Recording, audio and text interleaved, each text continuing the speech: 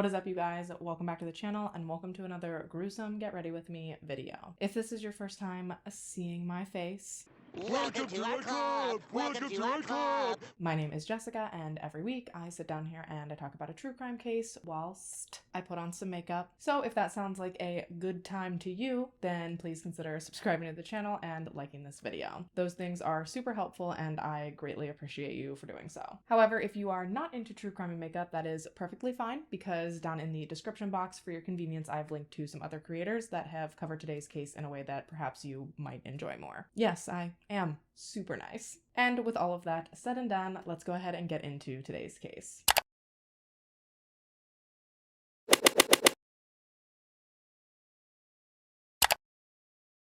All right, so today's case, when I was first going through the sequence of events, actually really surprised me. I had never heard of this case before a few weeks ago. I randomly came across it on a TV show, and while I was watching the show, I had it worked out just completely differently in my head than how it actually plays out. So I'm curious to know, once you've heard the whole story, did you think it was going to play out the way that it actually did? Or maybe were you under the same misguided perception that I initially was? And I know that I'm being super vague and super cryptic, but I promise I will elaborate more on it at the end of this video, so make sure you stick around for that. Okay, so today we're going to be talking about, well, a lot of people, but I'm going to do my best to try and keep it flowing smoothly and to keep it as, not confusing as possible. So we are going to be starting with a young man named Josh. Joshua Kevin Drucker was born in August of 1978 in McDonough, Georgia,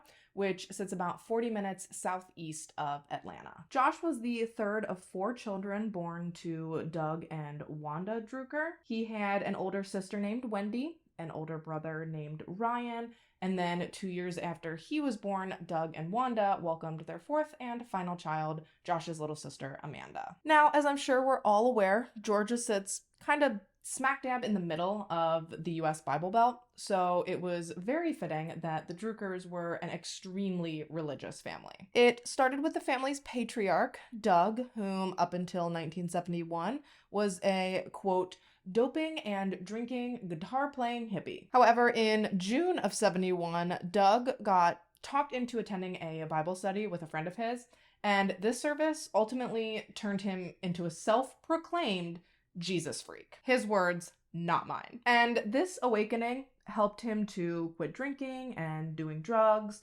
and within just 6 months, he had assumed a leadership role in the very same prayer group, a group that he would then go on to pastor for the next 5 years, and thus he became Pastor Doug, which he is still widely known as to this day. Now, throughout this time frame, he did still work full-time as a postal worker. However, it was obvious to everyone that knew him that that wasn't his passion. He wasn't fulfilled by working for the post office. So in 1981, when a full-time position as music minister and associate pastor was offered to him through his church, he jumped on the opportunity. He was over the moon to have officially become a, quote, professional Christian. That said, the pay that he was receiving from this gig was really, really low, and because of that, he was forced to supplement his income by working extra jobs, either washing windows or delivering newspapers, and sometimes this put him out of the home working for 16 plus hours a day. Obviously, this kept him quite distracted and away from his family a lot. He was spreading himself really thin, and he would later look back on this time stating, quote, I was too busy raising the kingdom of God to actually raise my own children, unquote. But then, just as Doug's love for God and for his ministry was fading, he found out about a small, non-denominational church in Stockbridge, Georgia that was looking for a pastor. After thinking and praying on it hard, he ended up taking the position at Gospel Outreach Church, and almost immediately, this seemed to breathe a whole new life into the Drucker family's relationship with God, which brings us back to Josh. Josh was a seemingly pretty typical little boy. He liked playing outside, he liked playing sports, and for a while he even thought he might grow up to be a professional baseball player. And he carried that dream with him until he first saw the movie Top Gun. And after that, he was so fascinated with the idea of the Air Force and the idea of becoming a pilot that he abandoned the Major League Baseball dream and replaced it with dreams of becoming a fighter pilot. But considering that he was barely even a teenager, that dream would certainly have to wait. So in the meantime, he would focus on his schooling, his friends, and of course, his faith. Initially, all of the Drucker kids seemed to really enjoy their time at gospel outreach. Amanda, in particular, loved singing and dancing to all the hymns, and Josh had come to know the Bible so well that he was actually urged by a member of the church to start and lead his own youth group, which eventually he did go on to do. So people would pack the church on Sundays to listen to Pastor Doug's sermon, and then when he would finish, the youths would head to a different room where they would then listen to Josh preach. And apparently, Josh's sermons were nothing short of awe-inspiring. Josh really took the idea of being a role model seriously, and he had a knack for flawlessly relating his message to the other teens. So much so that, as word of how incredible his youth group and Bible study was, the church attendance shot up like crazy. I mean, it was a decently popular church to begin with because people enjoyed Pastor Doug so much. But now with so many teenagers interested in church as well, every Sunday, gospel outreach was packed basically to capacity. And having grown up in the church and idolizing his father, at first, Josh really enjoyed his position as youth group leader. But as time went on, having so many eyes on him and so much pressure on him to basically mold the faith of the youths of Stockbridge, Georgia, well, it got to be a lot for him to handle, which is reasonable. That is a lot of responsibility for a teenage boy. And eventually, like most teens, the pressure of these ever-mounting expectations became more than he really could handle, and as a way to blow off steam, he started to rebel. Now, it didn't start off as anything too crazy. Like, he didn't quit leading his youth group or even quit attending church regularly at first. Instead, he tried to live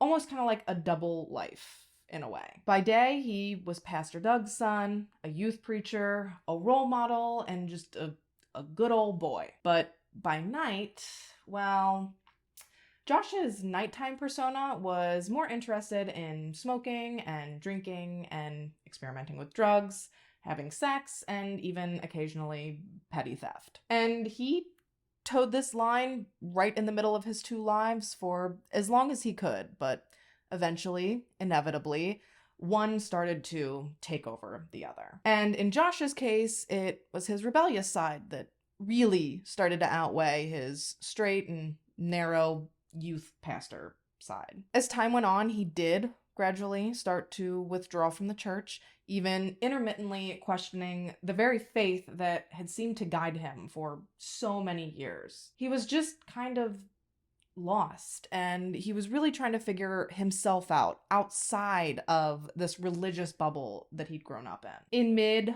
Y2K, he even found himself in trouble with the law when he was arrested, I think, for aggravated assault. I wasn't able to confirm that 100%, but I do know that he served about 2 years and he was released in June of 2002. Following this release, he did want and try to change, and while I will get way more into that in a minute, we are going to put a pin in Josh's part of the story for a second, because he actually was not the only Drucker child that had stepped away from the church to explore life outside of gospel outreach. Amanda, Josh's little sister, had also started doing her own fair share of partying. She too had started smoking and drinking and experimenting with drugs. And this went on for years, from her teen years until she turned 21, which is when, unexpectedly, Amanda found out that she was pregnant. Obviously, this was a big wake-up call for her, and given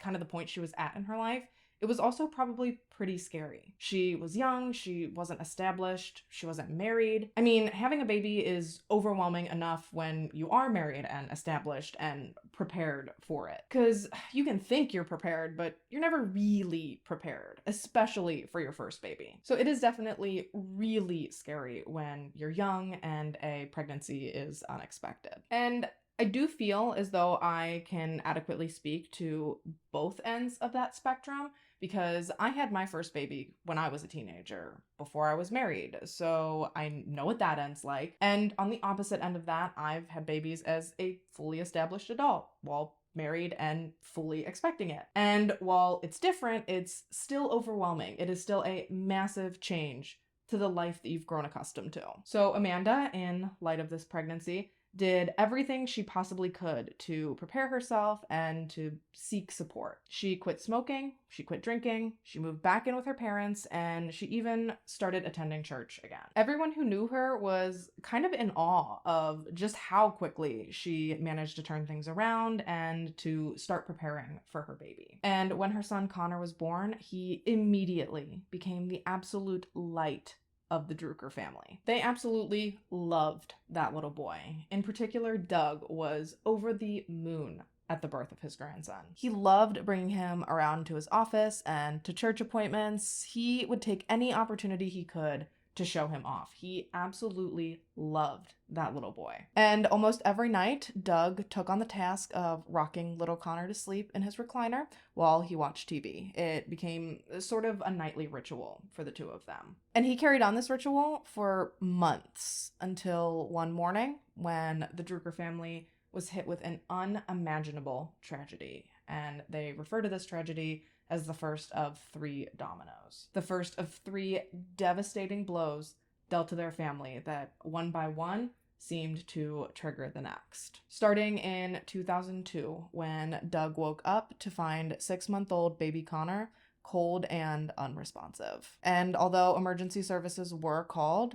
unfortunately, they were not able to save him. His heartbreaking passing was ruled to have been a SIDS-related death, or sudden infant death syndrome, and understandably, this totally and completely devastated the Drucker family. Doug, in particular, was angry and bitter, and in a way, he blamed himself because he was the one who had put Connor to bed the night that he passed. It took him a lot of soul-searching and a lot of anguish and a lot of prayer to finally come to terms with what had happened and to forgive himself and to forgive God. He also tried desperately to help guide Amanda through the anguish she was feeling at the loss of her son, but she seemed much more elusive to any form of emotional recovery. Doug tried to comfort her by explaining to her that what happened must have been God's will and that everything happens for a reason and all those other cliches. And if I can be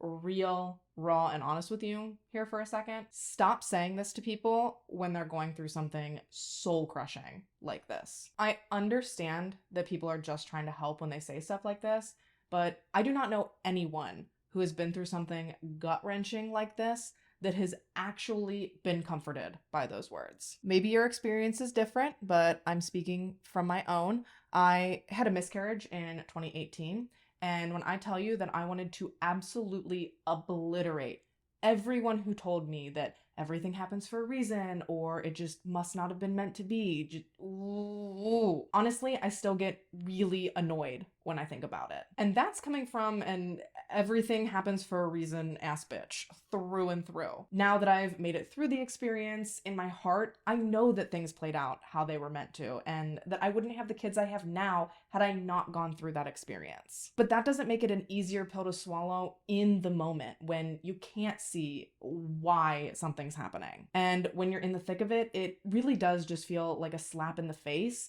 to have someone tell you that you were meant to lose your baby. Now, understandably, this really rattled Amanda's faith in God. She could not fathom that God would not just let this happen to her baby, but that it would have actually been his will for it to happen. She just could not handle the thought of that. And as her faith began to waver, she began to once again distance herself from the church. Losing her son completely changed who she was, and it changed the path that her life was on. And as a mother, I cannot say that I blame her. I can't even begin to imagine the pain of losing a child, and I really don't see how it would be possible for anyone to be the same after that. Instead, she began throwing herself into her friendships, and she began re-immersing herself into her old party girl lifestyle. And it was while she was out partying with her friend Crystal in November of 2002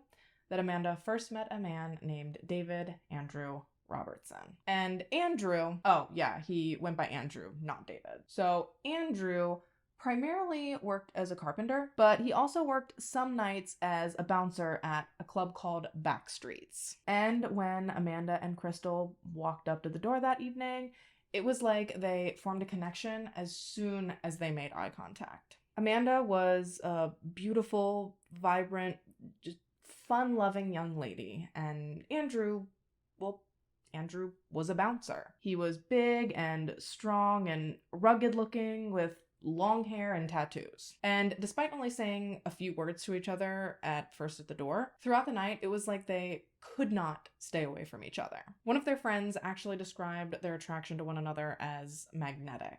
Like, they couldn't have fought it even if they'd wanted to. So, who really was Andrew? Well, behind his tough guy exterior, Andrew was actually kind of a big teddy bear. He was born in Canada, and he had actually been adopted shortly thereafter by his parents, David and Joan Robertson. Andrew was the couple's middle child. However, he was their only adopted child, and despite their effort to love him like their own, because he knew he was adopted, Andrew always felt like the black sheep of the family. And I cannot stress enough that it was not through any fault of David and Joan. They really did give him an amazing childhood. It was just that he really struggled with the idea that his birth parents had abandoned him, and it was something that he just could not ever seem to get over. But aside from going through a rebellious phase, which, let's be honest, I think most of us do, Andrew was a really good guy with a really good head on his shoulders. As an adult, like I said, he was a hard worker, and because of that, he was really successful and he was pretty stable. He'd inherited his home from one of his relatives, and because of this, he had ample money to spend on things that he considered to be fun. Trucks, motorcycles, kayaks, tools, guns. He had all of it. His carpentry work mostly consisted of building homes for a pretty wealthy clientele, and in turn, this provided him all the money he could need for his, toys. He probably really didn't even financially need the job at the club, so maybe he just enjoyed nightlife, maybe he liked being out with people.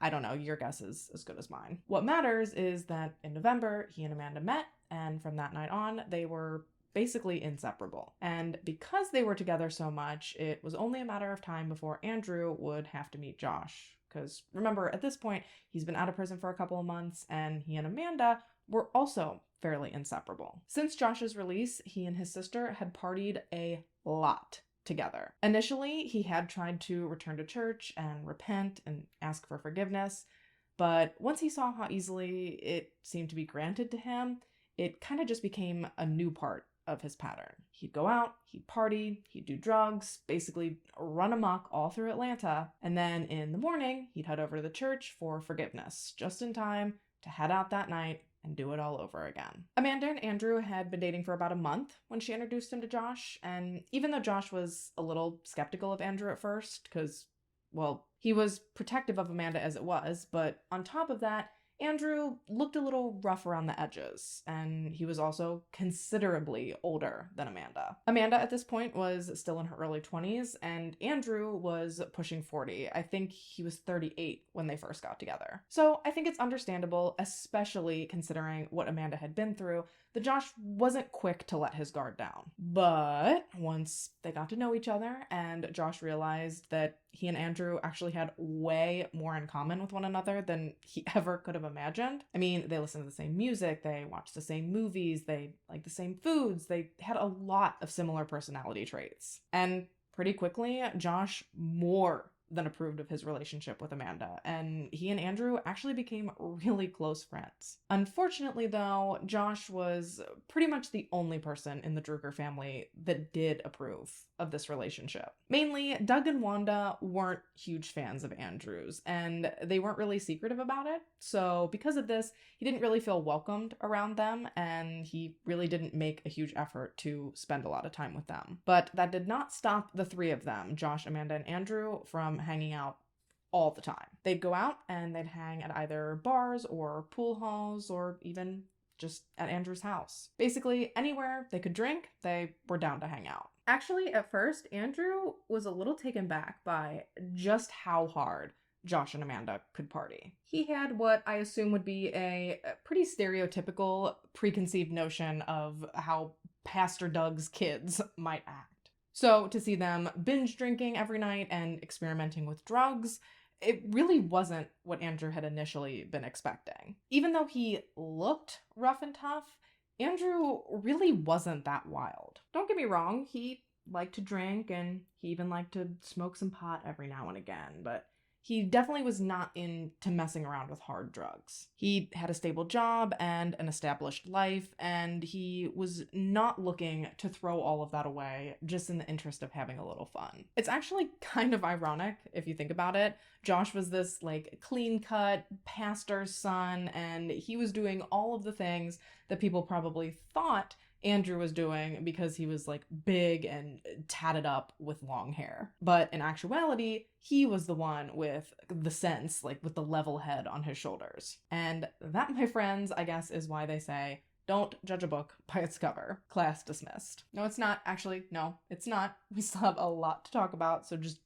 sit your butt back down. So even though Andrew wasn't wild about the destructive path that Josh and Amanda seemed to be heading down, at first, he bit his tongue. But as the weeks went by and they showed no sign of slowing down, Andrew did start to express his feelings to Amanda more and more. And subsequently, this led to them fighting a lot, which it's not what Andrew had wanted by telling her how he was feeling. He didn't want to end the relationship with Amanda. Quite the opposite. He felt very strongly for her and he just wanted her to be okay.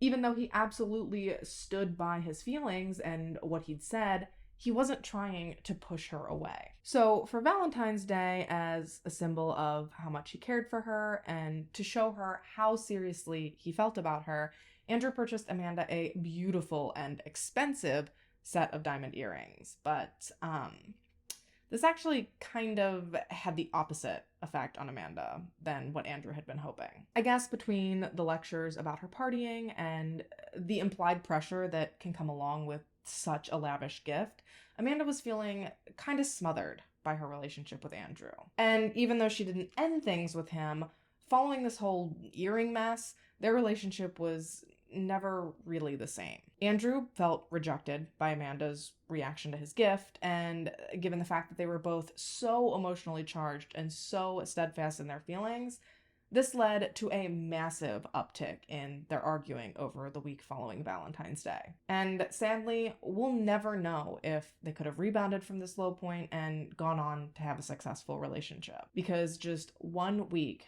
after Andrew presented Amanda with those earrings, the Drucker family would experience their second devastating tragedy, the second of the 3 dominoes. But before we get into that, I'm going to take my break and throw on my lashes. And please don't hate me, but I am going to skip the don't go nowhere today because just given the point that we're at in the story, it doesn't really feel appropriate. So hang tight for me and I will be right back.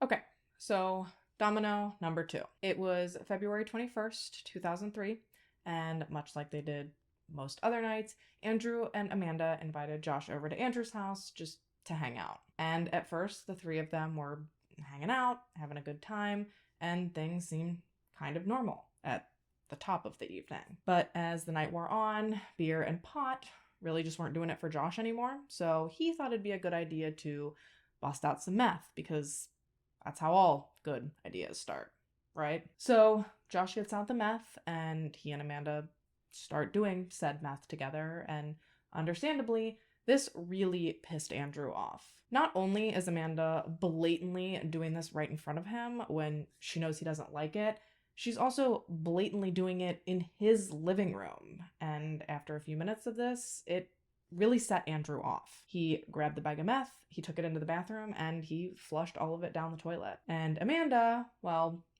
she reacted exactly how you might expect someone whose meth just got flushed down the toilet to react. She was immediately irate, and she started yelling and screaming at Andrew that he was disrespectful and that he shouldn't have done that, to which I guess he stood his ground and he tried to argue his point of view. Meanwhile, Josh, seeing that the fun part of the evening was clearly over, he decided to just go ahead and take off. And once it was just Amanda and Andrew together in the house, Andrew decided that he was just going to go to bed. He wanted to cool off, and he and Amanda could deal with their issues in the morning. And in my opinion, that was a good idea. I can't see getting anywhere constructive with someone who's high on meth and already to an escalated emotional state. So Josh had left, Andrew went to bed, and this left Amanda all alone. And sadly, she decided to take this opportunity to rifle through Andrew's medicine cabinet until she found something that she thought might keep the party going. You see, Andrew had a back injury that had been causing him chronic pain for quite some time, and because of this, he had been prescribed Oxycontin as a means to manage it. However, that night, Amanda decided that in lieu of the meth that Andrew had flushed, instead, she would take some of his pain medicine. Andrew was just lying in bed, dozing in and out, when all of a sudden he heard a loud thud come from the other room. And I don't know about you, but noises never seem louder to me than when I'm like barely awake. So this noise really rattled him. He jumped up right away and he ran out to see what had happened. And that is when he discovered Amanda collapsed on the floor and unresponsive. He tried to lift her and see if he could get her to come back too, but as soon as he moved her, she started vomiting, and that's when he realized what was happening. He realized that she was clearly in the middle of an overdose, and he knew that he needed to get help to her quick. He called 911 and explained to them what had happened, and within minutes, an emergency medical team was taking Amanda out of Andrew's home on a stretcher. And Andrew was right behind them on the way to the hospital. It did not matter to him that they'd been fighting just hours earlier. At that particular moment, the only thing that mattered to him was being at the hospital to support the woman he loved. And this situation was incredibly serious. Amanda flatlined 4 separate times on her way to and when she had first arrived at the hospital, and she was pronounced dead by 2 separate doctors. But somehow, through all of this, she managed to cling to life. That said, the life that she was clinging so desperately to would never be the same. Amanda's doctors actually told her family that she had absolutely no brain activity. They told the Druckers that she wasn't breathing on her own and that the merciful thing to do would actually be to take her off of life support. But they vehemently refused. Even after being told that there was no chance that she would recover from all of the damage that had been done to her brain, the Druckers believed that if they gave him the chance, God would save their daughter. So they kept Amanda on life support, and they just waited. Meanwhile, Andrew was totally beating himself up over this. He felt responsible for what had happened. Even though he hadn't directly given the pills to Amanda, they were still his pills. He knew she had a drug problem, and he felt that because he had left them accessible, that he was to blame for her current condition. And honestly, the way her family was treating him, it's no wonder that he felt that way. They too felt that he was to blame for what was going on, and they certainly weren't shy about it, a sentiment that was echoed by a lot of Josh and Andrew and Amanda's friends. And realistically, I don't know if all of them actually believed that what had happened was his fault. I just think that a lot of times when you're in situations like that, you're just looking for someone to blame. Even if it's misplaced, you just want someone to blame, almost as sort of a coping mechanism, I guess. It seemed like the only person that wasn't looking to drop the blame onto Andrew,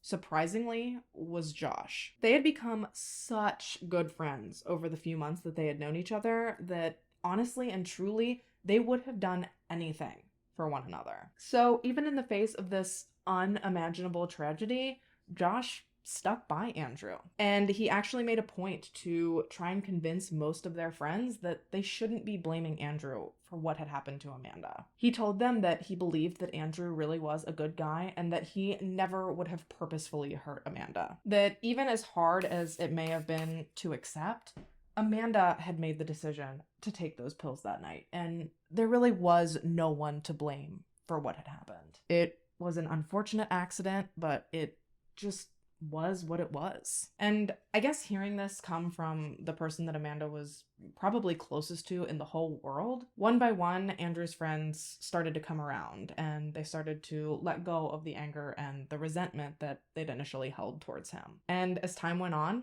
against all odds, Amanda's condition actually did start to gradually improve. That said, Amanda, even to this day, still suffers with impairments and disabilities that came as a result of that night. She suffered severe brain damage, and because of this, as described by Doug, her hand is drawn up, her face is crooked, and for most of the day, she's simply uncomfortable. She has very little control of her muscles, her legs move constantly, and she's just trapped, essentially, inside of her own body. And that really is just incredibly sad. She was only 22 years old when this happened. And I know she was struggling, but she was still so young and she really could have done anything. She had her entire life ahead of her, and in the blink of an eye, it was flipped completely upside down and changed forever. And despite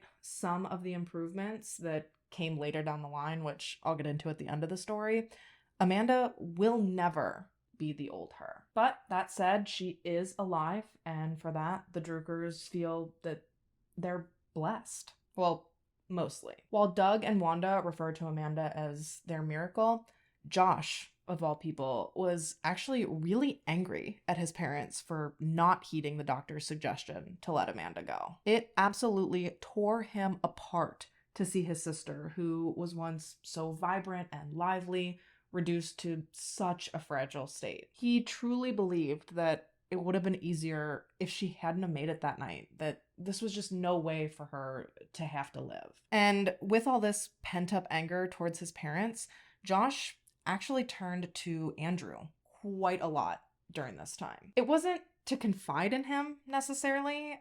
Frankly, I really don't think that they ever talked much about what happened, but I think Josh used Andrew as sort of a distraction, as a way to disconnect and to disassociate from what was happening in his family, and specifically what was happening with Amanda. Honestly, for a while, their friendship seemed to be closer than it had ever been. That is, right up until the day that Andrew moved on. Laura Niklova was a sweet, loving, beautiful girl who'd come to the United States from Bulgaria on a work visa over her summer vacation in 2003. She was 25 with her whole entire life in front of her and plenty of goals and aspirations to fill all that time with. The whole reason that she'd come here in the first place was so that she could find a job and she could work hard and try to save up some money that she could put towards her education. I really don't think that falling in love fell anywhere on her when I get to America to-do list.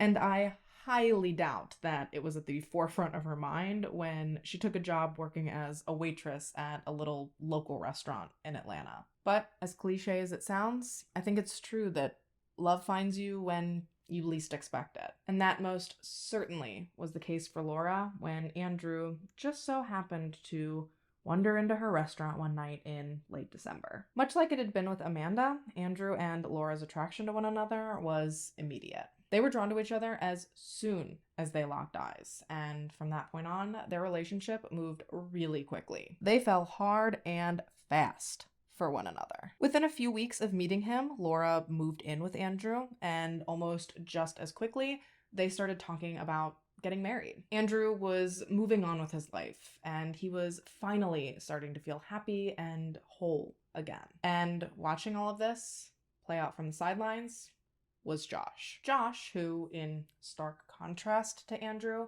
had been stuck in sort of a limbo ever since Amanda's overdose. He had tried to push down his feelings with drugs and drinking, as well as other less than constructive coping mechanisms. But no matter what he did, he just seemed to be heading further and further down a pretty dark path. Because all of this self-medicating combined with his resentment towards Laura and Andrew's relationship, well, it was starting to bring a lot of feelings of anger and blame up to the surface for Josh. Feelings that Josh had initially pushed down so that, in my opinion, he wouldn't lose all of the perks that came along with being friends with Andrew. But now that Andrew had moved on and Josh was on a very, very public path to self-destruction, their friendship was slowly deteriorating anyway. Andrew was not supportive of how Josh was behaving or how openly opposed to Laura he seemed to be. And this kind of led him to want to cut ties with Josh once and for all. So in an effort to try to resolve things with as little drama as possible, he just gradually stopped inviting Josh places, and he hoped that as time went on, their friendship would just fade away, and that Josh and his baggage would become just a distant memory. However, in my opinion, from Josh's perspective, I think that he thought that now that he wasn't really getting anything out of his friendship with Andrew, not only did his overall anger towards him increase, but specifically, he started to think that maybe Andrew was more to blame for what had happened to Amanda than he initially let himself believe. And on top of that, he thought that Andrew having the audacity to move on to a new relationship so quickly following Amanda's overdose, well, Josh took that to mean that Andrew was basically putting on display that Amanda never meant anything to him to begin with. And all of this misguided, blind rage mixed with Josh's seemingly insatiable meth habit, well, it was a recipe for complete and total disaster. Which, my friends, brings us to the evening of April 5th, 2004, the night of the third and final domino. Now, there was nothing super out of the ordinary about this night at first. Josh was out driving around with his friend Melissa, doing some drugs, and Andrew was at home hanging out with Laura. Nothing special, nothing to write home about. No one really had any reason to believe that this night in particular would change so many lives forever. Now, at this point, Josh and Andrew hadn't seen each other in a while. Like I said, Andrew had been slowly trying to sort of phase Josh out of his life, and it had seemed to be working. So he was very surprised that night when Josh and Melissa showed up unannounced and, more importantly, uninvited to his home. It would be an understatement to say that Andrew was confused when he opened the door to find them standing on the other side of it. But Andrew was a nice guy. He didn't openly invite a lot of drama into his life, so he figured it would be easier to just invite them in, entertain them for a while, and then eventually they'd get bored and be on their way. So he invites them in. They obviously take him up on that invitation, and before long, Josh, Melissa, Andrew, and Laura were all sitting around Andrew's kitchen table, hanging out, talking, and drinking, just like old times. Despite what had been going on between the men over the previous few weeks, they'd been such good friends before everything had gone down that even though they hadn't been seeing a lot of each other recently, spending time to them still felt really natural. And after a while, Josh even felt comfortable enough to make a request that Andrew had heard plenty of times before. Josh asked Andrew if, he happened to have any wacky tobacco, because like I said, Andrew certainly was not into any hard drugs, but he did enjoy the occasional dance with Mary Jane. And this was a request that Andrew was more than happy to fulfill. He got up, no hesitation, and he headed towards the drawers on the other side of the kitchen where he kept his supplies. Josh got up and followed him, and this left the girls sitting at the table and talking amongst themselves. According to Melissa, the way they were sitting was so that Melissa's back was towards where Andrew and Josh were headed off to, and Laura was sitting across the table from Melissa looking into the kitchen. And apparently the next thing that Melissa heard was a drawer close, followed immediately by a gunshot. Obviously panicked by this, she whipped around just in time to see Andrew's knees buckle as he collapsed onto the floor. She says that she knew right away that he was dead, but that everything after that kind of seemed to move in slow motion, and that it actually took her a few seconds to register that Josh was the one that had shot Andrew. Laura, on the other hand, she reacted with very little thought or pause. She jumped up and instantly started screaming at Josh at the top of her lungs. And this girl was brave, I will tell you that, because she didn't stop there. She ran over and she started hitting Josh and asking him why he would do that. Why would he kill Andrew like that? But rather than providing any sort of answer or explanation to Laura, he instead turned, raised his gun again, and fired one shot directly into her face. And after being struck, Laura fell to the ground. She landed on her hands and her knees, and she started coughing and spitting up blood. Yes, despite having been shot in the face at fairly close range, Laura was still alive. And according to Melissa, this is when she realized what was going on, and this is when she got up out of her chair and she ran into another room. However, she was not fast enough because she could hear Josh running right behind her.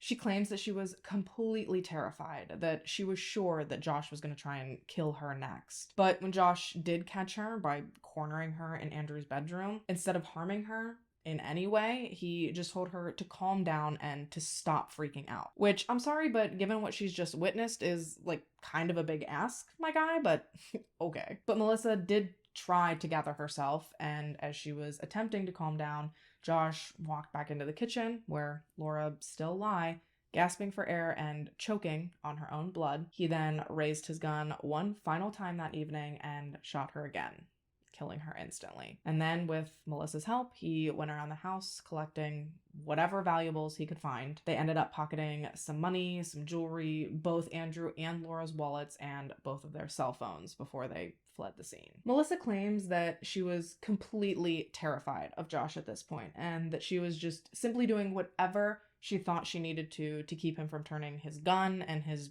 rage on her next. And I keep saying Melissa claimed and according to Melissa because there's been a lot of speculation over the years regarding how much she actually knew going in that evening or how much she actually participated, but hold that thought because I'll get more into that in a few minutes. I just wanted to clarify why I keep making that distinction. But anyways, they fled the house with anything valuable they felt like they could, and they proceeded to then go on a bender. Well into the next day, Josh and Melissa spent their time partying, doing drugs, and hanging out at strip clubs. It wasn't until the following evening that the reality of what he'd done seemed to start to sink in for Josh. And what had Josh done for years?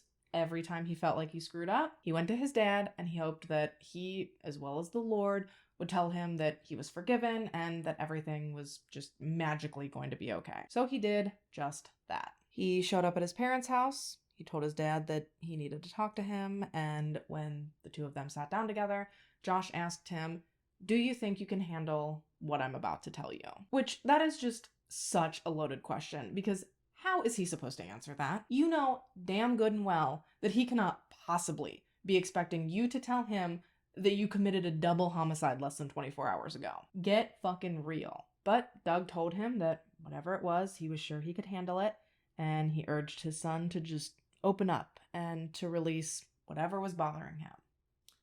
And Josh did. He looked up at his dad, looked up at Pastor Doug, and he told him point blank, "I killed someone." Obviously shocked and appalled, Doug's first question was, "Oh my God, son, who?" So Josh told him Andrew, and then I guess he kind of gave him a rundown of what had happened. And honestly, beyond that, I don't really know much of what their conversation consisted of. I just know that Doug bowed his head and he prayed with Josh before he got up and left again to meet back up with Melissa. And once the two had reunited, they holed up in a motel room, which they rented in Andrew's name with Andrew's credit card, mind you. Yeah, they holed up in this motel room, and I guess they started planning their next move. Meanwhile, poor Doug, he painstakingly weighed the two options that sat in front of him. Should he try to protect his son, or should he turn him in? And this decision was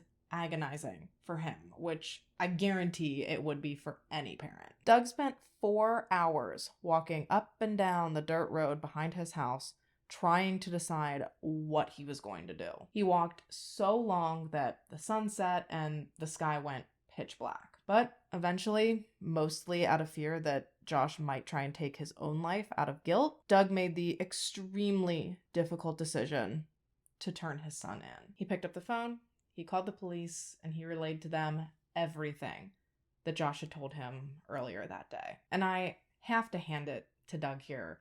I cannot even begin to imagine how hard it must have been to do that, especially considering what he'd already been through with almost losing Amanda, and now he knows that he's basically handing over another one of his children. Obviously, it was the right thing to do, but I'm just saying that I feel bad for the man because he basically lost 2 kids in the span of a year. Josh and Melissa were arrested the following morning, April 7th, 2004, just as they were coming out of their motel room to flee. I don't know if they'd been tipped off that police were coming or what, but Melissa's story is that Josh got a phone call in the room and then he told her that they needed to leave right then. And that then they opened the motel room door to just guns in their faces. Once they were in police custody and taken to the station, Josh confessed pretty easily to what he had done. He explained to the officers that Andrew had hurt his sister and that ever since that had happened, he'd had an inexplicable rage building up in him to the point where he couldn't sleep. I mean, I would have figured that he couldn't sleep due to the copious amounts of meth he was taking, but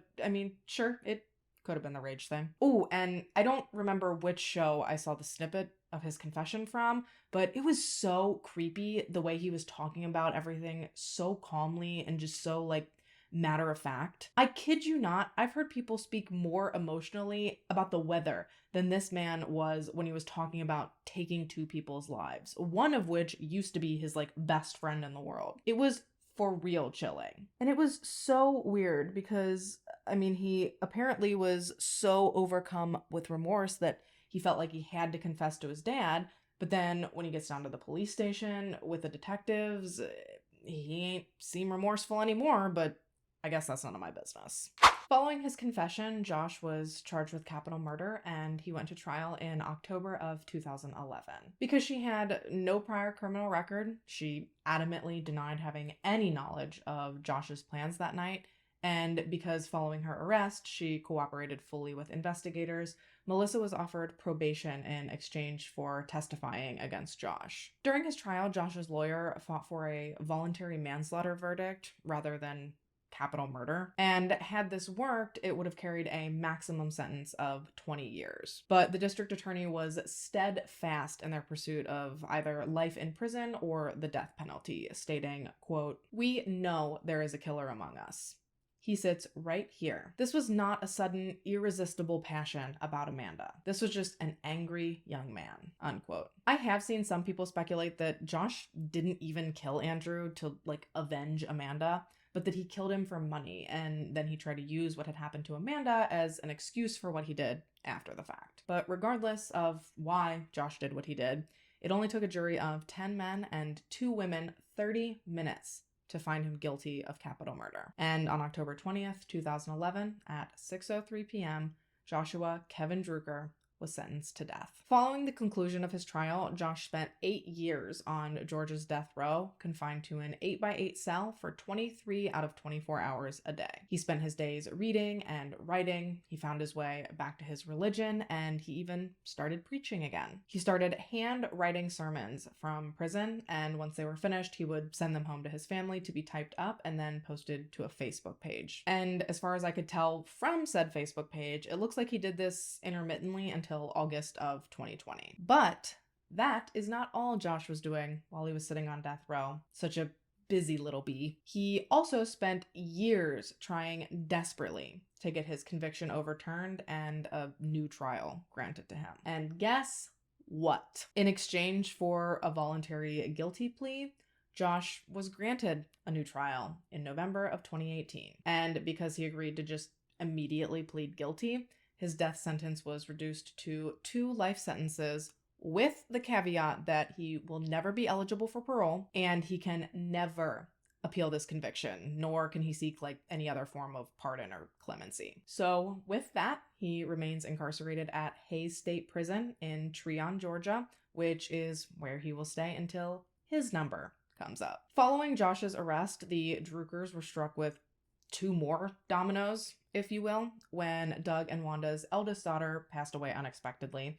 followed just 1 month later by the death of her 22-year-old son. So yeah, they've had a pretty tough go of things. There was some good though in 2011 because while Josh was busy being sentenced to death, there were actually some big updates happening with Amanda. Following a recommendation from her doctors at the Shepherd Center, Amanda was prescribed Ambien to help her sleep. However, after taking the medication for the first time, Amanda started talking. Yes, within 45 minutes, Amanda was talking way more clearly and easily than she had in years to Wanda about an actress that happened to be on TV. And on top of this, they also came to find that after taking the Ambien, Amanda had more control over her legs, she could open her hand, and she could even swallow and eat again. These effects seemed to last for about 2 hours, and of those 2 hours, Doug is quoted as saying, "As a parent, it just thrills my heart because for those 2 hours, she's alive again." Now, obviously that update is from over a decade ago, so I hope that she's still doing as well as she can, and hopefully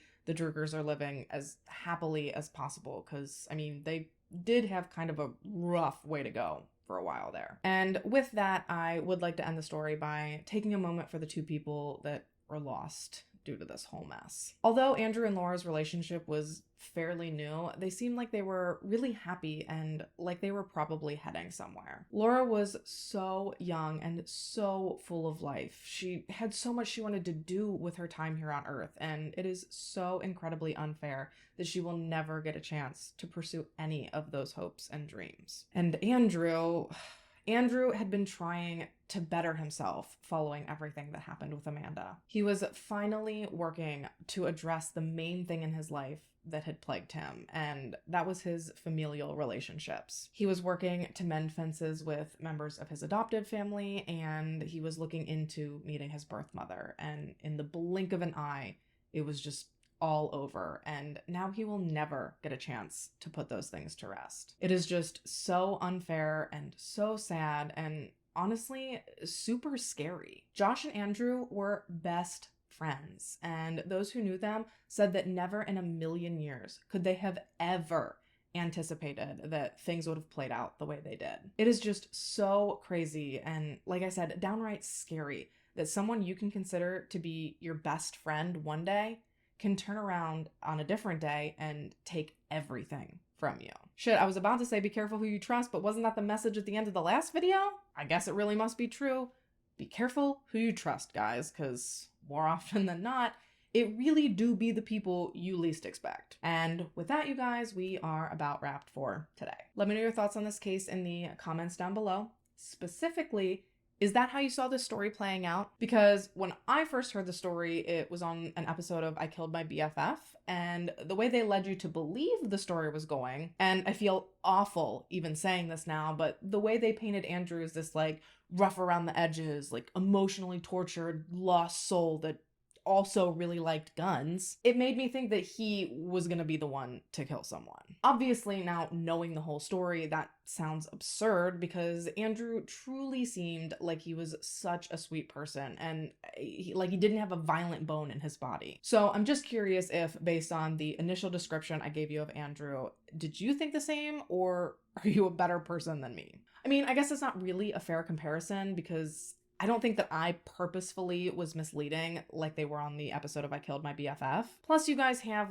the title and the thumbnail and all that stuff giving it away, so I don't know. I probably look like a jackass now for even admitting that that was what I thought at first, but I guess if the shoe fits, hee-haw. Anyways, as always, I thank you guys so much for taking the time to watch this video and to listen to this story. If you happen to have a particular case or topic that you'd like to see me cover, please fill out the request submission form I have linked in the description box. Also linked in the description box are all of the products I use to make this happen. So if you're interested in any of that, you can find all that information down there as well. If you haven't already, you should definitely hit that subscribe button. I put out new videos every week, and if you also turn on your post notifications, you will be sure to catch me back here in my next one. But until then, stay safe and have a good week. Bye, guys.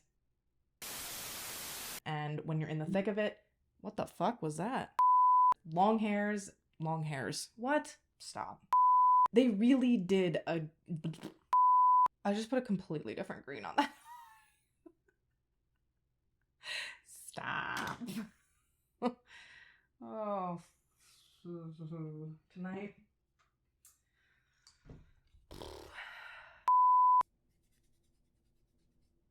Did I seriously? When? Oh, when did I do this? Why am I a mess? What? What is happening? Why is this like, what? Literally just the loudest cars in the entire world. What, like, why are we drag racing on a residential street? What the?